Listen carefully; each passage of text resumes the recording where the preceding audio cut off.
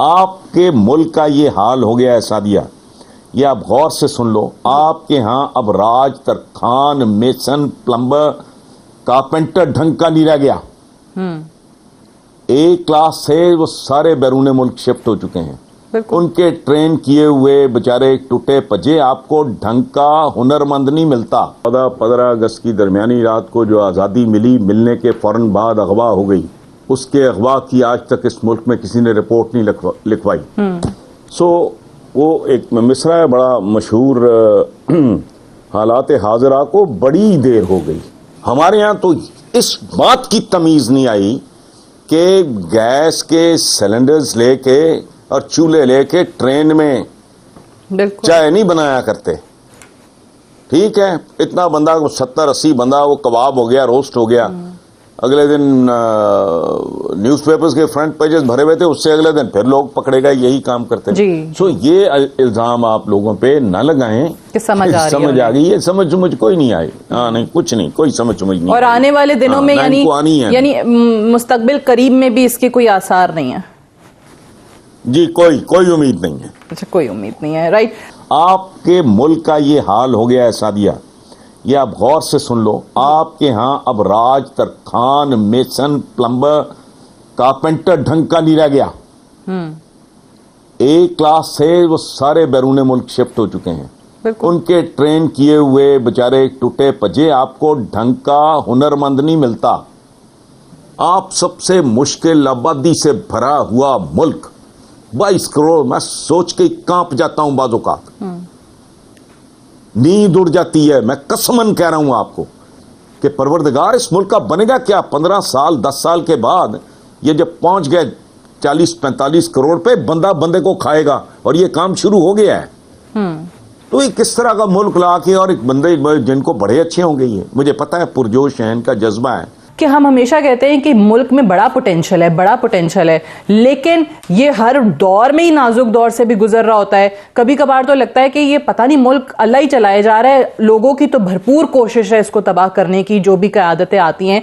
लेकिन मुझे समझ में नहीं आता हसन निसार साहब, बिकॉज आई ऑलवेज से कि आई लर्न फ्रॉम यू, और ये टॉक शो करने का मकसद भी यही होता है, and you are one of my favourite guests, कि ये चीज वाकई ऐसे ही चलती रहेगी, सारी जिंदगी यही सुनते रहेंगे, बड़ा नाजुक दौर चल रहा है, बड़े गैर मामूली हालात हैं, ये कब खत्म होंगे?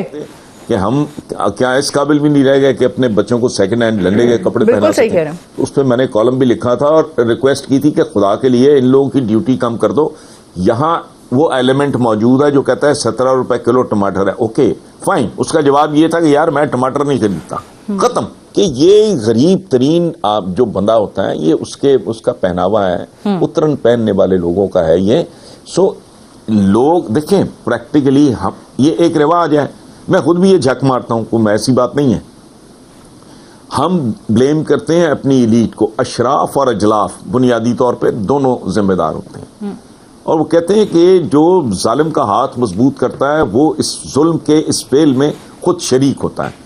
सो ताली दोनों हाथ से इस मुल्क में बज रही है, और आप कह रहे हो ऐसा ही चलेगा, तो भाई आपकी तारीख इस बात की शाहिद है कि आपने इंसाफ नहीं किया।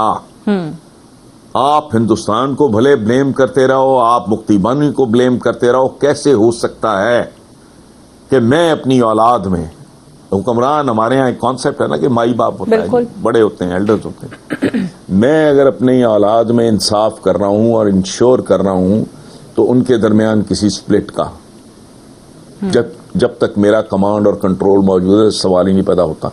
तो आप जो कह रहे हैं कि कब तक कैसे चलता रहेगा, तो कब तक कैसे चलता रहेगा, जवाब है बांग्लादेश। वो बहुत बड़ा झटका था, बहुत बड़ा धचका था। अच्छा, वो एक इतना बड़ा सबक, तो और मैं तो हैरान होता हूं उन्होंने क्लेम क्यों नहीं किया कि हमारी आबादी भी ज्यादा है, पाकिस्तान तो हम रहेंगे। उनको बांग्लादेश का लफ्ज़ ज्यादा अच्छा लगता होगा, वरना तो नाम आपको नया रखना पड़ता। तो अच्छा, दूसरा जो है वो क्या है, वो रहन पड़ा है, वो गिरवी पड़ा है। आप कह रहे हो ना क्या इसी तरह चलता रहेगा? मेरा सवाल आपसे है, क्या ये चल रहा है? आपके तनूर में लगने वाले, नहीं सुने, आपके तनूर में लगने वाले नान और रोटी की कीमत आपका वजीर खजाना या आपका वजीर आजम नहीं तय कर सकता। बिल्कुल। प्राइमरी एजुकेशन पे फोकस करो। तुम्हें अगर नया पाकिस्तान चाहिए तो नई नस्ल पैदा करो, जो बर्बाद हो चुका है सारा कुछ। प्राइमरी एजुकेशन 5 से 8वीं जमात के दरमियान बच्चे की बुनियादें रखी जाती हैं, वो तो कचरा है। तो तुम बनाने चले हो जी यूनिवर्सिटियां, तो यूनिवर्सिटी में तुम्हारे पास तो खाम माल ही नहीं है, रॉ मटेरियल ही नहीं है तुम्हारे पास। सो इनके पास चूंकि ये इंटेलेक्ट नाम की कोई चीज नहीं, इनोवेशन नहीं है, क्रिएटिव थिंकिंग नहीं है, आर्ट ऑफ थिंकिंग ये काम है, एक बाकायदा एक सब्जेक्ट है। तो वो चूंकि इनोवेशन है नहीं, मक्खियों पे मक्खी मार, किसी ने उधर बता दिया वो पकड़ लिया, वो आपसे सुन लिया उधर से सुन लिया कर। रियासत मदीना का मतलब है आलीशान लोगों की तख्लीक। सोना, चांदी, पीतल, ये हथियार लोहे के बनते थे। ये सारी चीजें तो उस वक्त भी बहुत कीमती थी ना। को ओहद के पहाड़ों से या मक्का के पहाड़ों से आपने कोई सोना चांदी निकाल लिया था? ठीक कह रहे हैं आपको पूरी दुनिया आपकी इकोनॉमी हो गई वो थी। लोग ही नहीं है, वो शाहकार ही थी। नहीं है जो रियासत मदीना की तर्ज की कोई रियासत बना सकें। रियासत मदीना को पहले बात करने से पहले समझें कि रियासत मदीना है क्यों। सही, इसलिए नहीं कि वहां इंसाफ था, इंसाफ तो कई जगह पे था। ठीक है। हसन निसार साहब, एक आखिरी सवाल, क्योंकि वज़ीर आज़म इमरान खान एहतसाब की बहुत बात करते थे, यही नारा लेकर वो आए, अक्रॉस द बोर्ड अकाउंटेबिलिटी की उन्होंने बात की। अब ये जो नया नैब ऑर्डिनेंस आया है, कवानीन में तरामीम आ गई हैं, इस पर सियासी गैर सियासी हर तरह के लोगों को बाकायदा रिलीफ दिया जा रहा है। वो इमरान खान जो कि चोरों डाकुओं को उल्टा लटकाने की बात करते थे, ये कहीं पर आपको लगता है कि उनकी तरफ से कॉम्प्रोमाइज हुआ है एहतसाब के अमल पे, और अगर हुआ है तो क्यों? देखें, इसमें दो बातें। पहली बात तो ये है कि नाकाबिल तरमीम सिर्फ अल्लाह के कवानीन और अहकामात हैं, पहली बात। बिल्कुल ठीक। दूसरी बात यह है कि मैं नहीं जानता, सच्ची बात है, कि नैब के क्या कवानीन हैं, ना ही मैं इससे वाकिफ हूं कि नैब के उन कवानीन में जो तरामीम हुई हैं वो कौन सी हैं और कैसी हैं। अच्छा। सो जेन्युइनली मैं आई डोंट क्वालिफाई, मैं इस पे कमेंट करना, मेरा चूंकि इल्म नहीं है। थोड़ी बहुत उसमें ये है कि सरकारी अफसरान, बिजनेसमैन, सियासी लोग, उन सबको रिलीफ मिल जाएगा, और मुख्तलिफ लोगों की तरफ से तो ऑलरेडी इस ऑर्डिनेंस के आने के बाद दरखास्तें चली गई हैं रिलीफ फराहम करने की, जमा करा दी हैं उन्होंने दरखास्तें। तो सादिया, फिर इसका मतलब क्या है कि एक गरीब किसान है, एक मजदूर है, दिहाड़ीदार है, कोई पल्लेदार है, उस पर जोर आजमाई करोगे? यही तो कॉमन सेंस की बात है ना। तो सवाल ही नहीं बनता। देखो ना, एक बंदा जो एक ऐसी पोजीशन पे है जहां वो अपनी ताकत को मिसयूज कर सकता है, एब्यूज कर सकता है, और मुल्क के वसाइल के साथ खिलवाड़ कर सकता है, आप एहतसाब तो उसका करोगे ना, मेरा करोगे, या आपका होना चाहिए? बिल्कुल ठीक। तो ये तो फिर सेल्फ एक्सप्लेनेटरी है। इस पे तो मैं जो आपने बताया है उसकी रोशनी में तो मेरा सादा से जवाब है। और इसमें सर एक और चीज भी कि मतलब जो पैनमा लीक्स जब हुई तो उसमें क्योंकि सारी बहस इस पे थी कि नवाज शरीफ और खानदान को कहा जाता था कि आप साबित करें, ओनस जो है वो आप पे है, बर्डन ऑफ प्रूफ आप पे है, बारे सबूत आप पे है।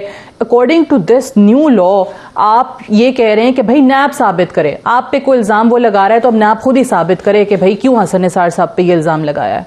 दैट्स नॉट लॉजिकल जी, दैट्स नॉट लॉजिकल। मेरे ऊपर कोई इल्जाम लगा तो मैं कैसे कि मैं साबित करूं कि मैंने कत्ल नहीं किया? भाई आप साबित करो मैंने किया। मैं तो कह रहा हूं, मैं तो डिनाई कर रहा हूं, काफी हो गया। मैं कैसे साबित करूं? That doesn't make any sense. आप मेरी तरफ उंगली उठा रहे हो ना, तो आप बताओ, कोई तो एविडेंस होगा। और ये बड़ा सिंपल है, लिविंग बियॉन्ड मीन्स ये बहुत बड़ी हिकमत वाली बात है। मैं बहुत माहिर किस्म का नकबजन हूं, मैं चोर हूं, मैं ठग हूं, मैं जेब कुतरा हूं, मैं उठाई गिरा हूं, मैंने कोई सबूत नहीं छोड़ा। लेकिन मेरा लाइफस्टाइल अगर मेरे जराए आमदनी से मैच ही नहीं कर रहा तो दैट इटसेल्फ बहुत बड़ा सबूत है। इसको तो कोई बेशर्म बेहया आदमी इससे डिसएग्री करेगा? ठीक है, ये बजाते खुद लाश जैसे कहते एक सबूत होती है। जी। तो मेरी इनकम जो है मेरे लाइफस्टाइल को उसके साथ कोई मैच 19-20 का फर्क हो तो चलो समझ में आती है। हाँ, अदरवाइज तो सवाल ही नहीं पैदा होता। राइट। बहुत बहुत शुक्रिया हसन।